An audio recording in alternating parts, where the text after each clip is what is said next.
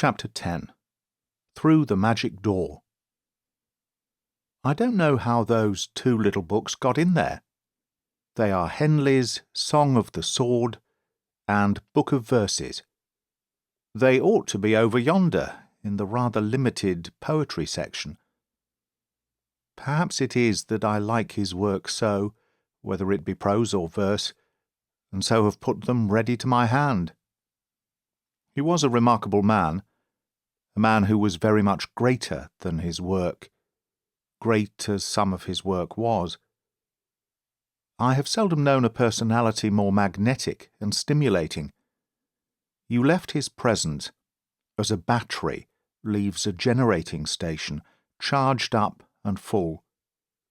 He made you feel what a lot of work there was to be done, and how glorious it was to be able to do it, and how needful to get started upon it that very hour.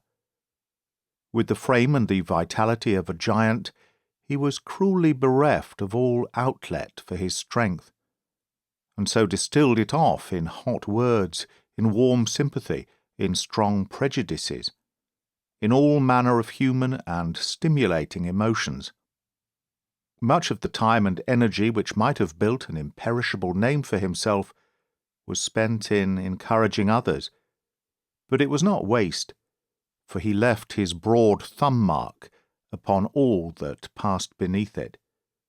A dozen second-hand Henleys are fortifying our literature today. Alas that we have so little of his very best, for that very best was the finest of our time. Few poets ever wrote 16 consecutive lines more noble and more strong than those which begin with the well-known quatrain, "Out of the night that covers me, black as the pit from pole to pole, I thank whatever gods there be for my unconquerable soul." It is grand literature, and it is grand pluck too, for it came from a man who, through no fault of his own, had been pruned and pruned again, like an ill-grown shrub, by the surgeon's knife, when he said, "In the fell clutch of circumstance, I have not winced nor cried aloud. Beneath the bludgeonings of chance, my head is bloody, but unbowed." It was not what Lady Byron called the mimic woe of the poet, but it was rather the grand defiance of the Indian warrior at the stake, whose proud soul can hold in hand his quivering body. There were two quite distinct veins of poetry in Henley, each the very extreme from the other. The one was heroic, gigantic, running to large, sweeping images and thundering words.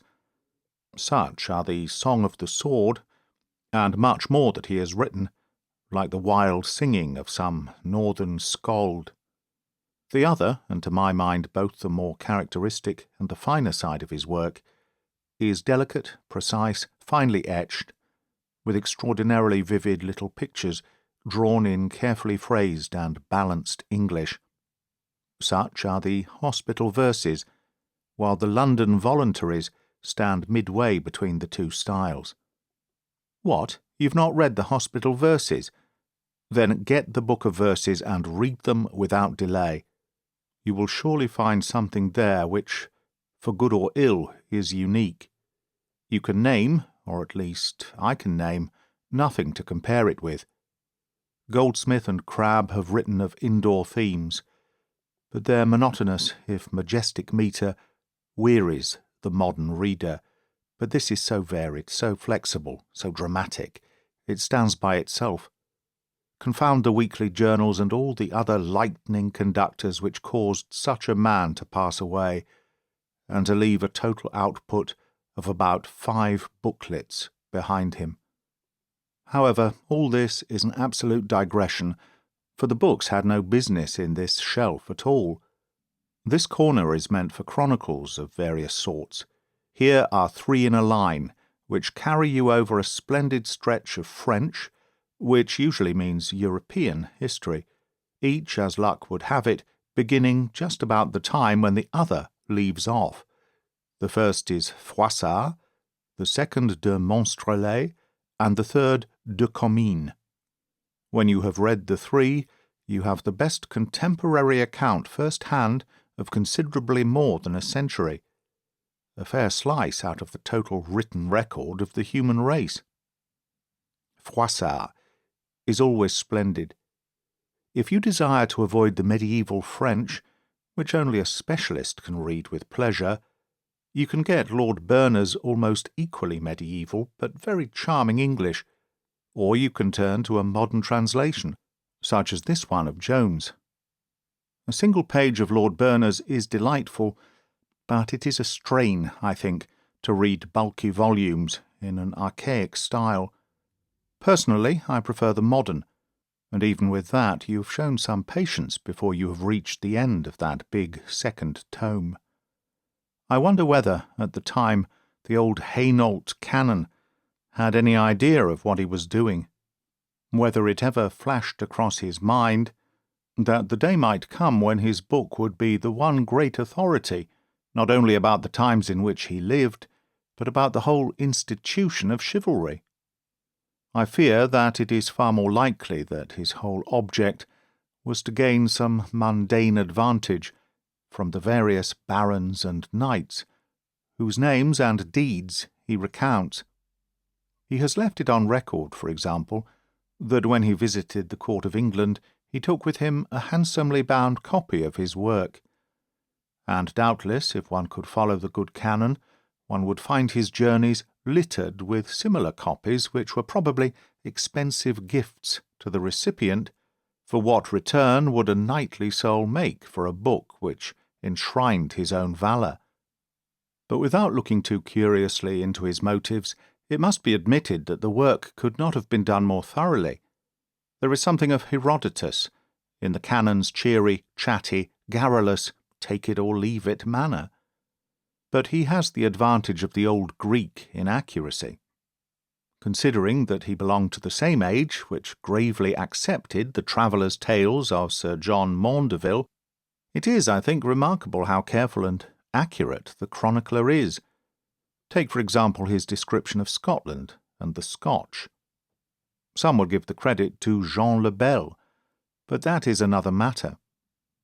Scotch descriptions are a subject over which a 14th-century Hainaulter might fairly be allowed a little scope for his imagination, yet we can see that the account must on the whole have been very correct.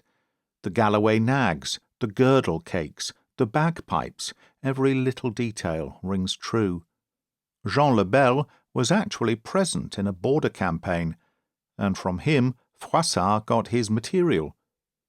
But he has never attempted to embroider it, and its accuracy, where we can to some extent test it, must predispose us to accept his accounts where they are beyond our confirmation. But the most interesting portion of old Froissart's work is that which deals with the knights and the knight-errants of his time, their deeds, their habits, their methods of talking. It is true that he lived himself just a little after the true heyday of chivalry, but he was quite early enough to have met many of the men who had been looked upon as the flower of knighthood of the time. His book was read, too, and commented on by these very men, as many of them as could read, and so we may take it that it was no fancy portrait, but a correct picture of these soldiers which is to be found in it. The accounts are always consistent. If you collate the remarks and speeches of the knights, as I have had occasion to do, you will find a remarkable uniformity running through them. We may believe, then, that this really does represent the kind of men who fought at Crécy and at Poitiers, in the age when both the French and the Scottish kings were prisoners in London, and England reached a pitch of military glory which has perhaps never been equalled in her history. In one respect these knights differ from anything which we have had presented to us in our historical romances. To turn to the supreme romancer, you will find that Scott's medieval knights were usually muscular athletes in the prime of life, Bois Guilbert, Front de Bœuf, Richard, Ivanhoe, Count Robert. They all were such. But occasionally the most famous of Froissart's knights, were old, crippled, and blinded. Chandos, the best lance of his day, must have been over 70 when he lost his life through being charged upon the side on which he had already lost an eye. He was well on to that age when he rode out from the English army and slew the Spanish champion, big Martin Ferrara, upon the morning of Navarrete. Youth and strength were very useful, no doubt, especially where heavy armour had to be carried. But once on the horse's back, the gallant steed supplied the muscles. In an English hunting field, many a doddering old man, when he is once firmly seated in his familiar saddle, can give points to the youngsters at the game. So it was among the knights, and those who had outlived all else could still carry to the wars their wiliness, their experience with arms, and above all, their cool and undaunted courage. Beneath his varnish of chivalry, it cannot be gainsaid that a knight was often a bloody and ferocious barbarian. There was little quarter in his wars, save when a ransom might be claimed. But with all his savagery, he was a light-hearted creature, like a formidable boy playing a dreadful game. He was true also to his own curious code, and so far as his own class went, his feelings were genial and sympathetic, even in warfare. There was no personal feeling or bitterness, as there might be now in a war between Frenchmen and Germans. On the contrary, the opponents were very soft-spoken and polite to each other.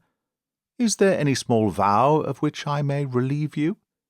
Would you desire to attempt some small deed of arms upon me?" And in the midst of a fight they would stop for a breather, and converse amicably the while, with many compliments upon each other's prowess. When Seaton the Scotsman had exchanged as many blows as he wished with a company of French knights, he said, "Thank you, gentlemen, thank you," and galloped away. An English knight made a vow for his own advancement and the exaltation of his lady, that he would ride into the hostile city of Paris and touch with his lance the inner barrier. The whole story is most characteristic of the times. As he galloped up, the French knights around the barrier, seeing that he was under vow, made no attack upon him, and called out to him that he had carried himself well. As he returned, however, there stood an unmannerly butcher with a pole-axe upon the sidewalk, who struck him as he passed, and killed him. Here ends the chronicler, but I have not the least doubt that the butcher had a very evil time at the hands of the French knights, who would not stand by and see one of their own order, even if he were an enemy, meet so plebeian an end. De Comines, as a chronicler, is less quaint and more conventional than Froissart. But the writer of romance can dig plenty of stones out of that quarry for the use of his own little building. Of course, Quentin Durward has come bodily out of the pages of De Comines. The whole history of Louis XI and his relations with Charles the Bold, the strange life at Plessis-le-Tour, the plebeian courtiers, the barber and the hangman, the astrologers, the alternations of savage cruelty and of slavish superstition. It is all set forth here. One would imagine that such a monarch was unique, that such a mixture of strange qualities and monstrous crimes could never be matched, and yet like causes will always produce like results. Read Walewski's Life of Ivan the Terrible, and you will find that more than a century later Russia produced a monarch even more diabolical, but working exactly on the same lines as Louis, even down to the small details. The same cruelty, the same superstition, the same astrologers, the same low-born associates, the same residents outside the influence of the great cities. A parallel could hardly be more complete. If you have not supped too full of horrors, when you have finished Ivan, then pass on to the same author's account of Peter the Great. What a land! What a succession of monarchs! Blood and snow and iron. Both Ivan and Peter killed their own sons, and there is a hideous mockery of religion running through it all, which gives it a grotesque horror of its own. We have had our Henry VIII, but our very worst would have been a wise and benevolent rule in Russia. Talking of romance and of chivalry, that tattered book down yonder has as much between its disreputable covers as most that I know. It is Washington Irving's Conquest of Granada. I do not know where he got his material for this book. From Spanish chronicles, I presume. But the wars between the Moors and the Christian knights must have been among the most chivalrous of exploits. I could not name a book which gets the beauty and the glamour of it better than this one. The lance heads gleaming in the dark defiles, the red bale fires glowing on the crags, the stern devotion of the mail-clad Christians, the debonair and courtly courage of the dashing Moslem. Had Washington Irving written nothing else, that book alone should have forced the door of every library. I love all his books, for no man wrote fresher English with a purer style, but of them all it is still The Conquest of Granada to which I turn most often. To hark back for a moment to history, as seen in romances, here are two exotics side by side, which have a flavour that is new. They are a brace of foreign novelists, each of whom, so far as I know, has only 2 books. This green and gold volume contains both the works of the Pomeranian Meinhold, in an excellent translation by Lady Wilde. The first is Sidonia the Sorceress, the second The Amber Witch. I don't know where one may turn for a stranger view of the Middle Ages, the quaint details of simple life, with sudden intervals of grotesque savagery. The most weird and barbarous things are made human and comprehensible.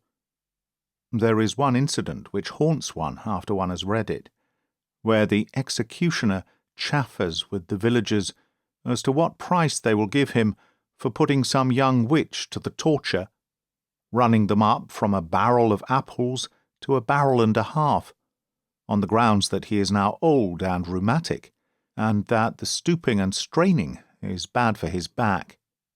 It should be done on a sloping hill, he explains, so that the dear little children may see it easily.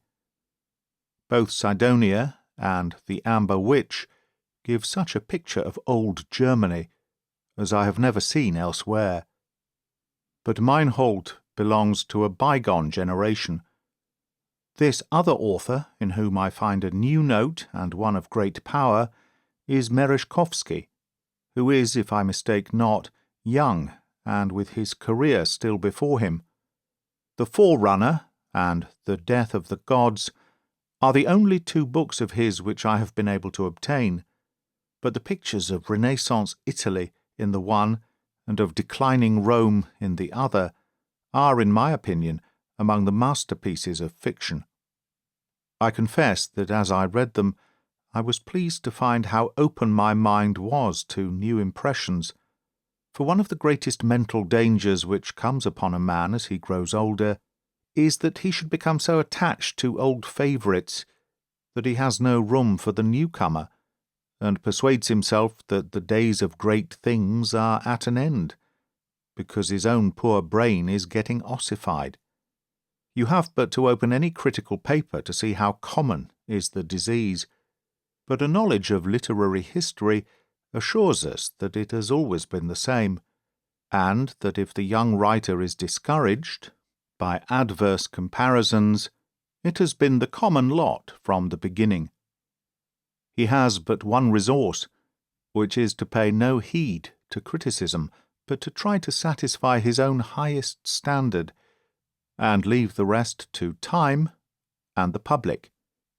Here is a little bit of doggerel, pinned, as you see, beside my bookcase, which may, in a ruffled hour, bring peace and guidance to some younger brother. Critics kind, Never mind. Critics flatter. No matter. Critics blame. All the same. Critics curse. None the worse. Do your best. The rest.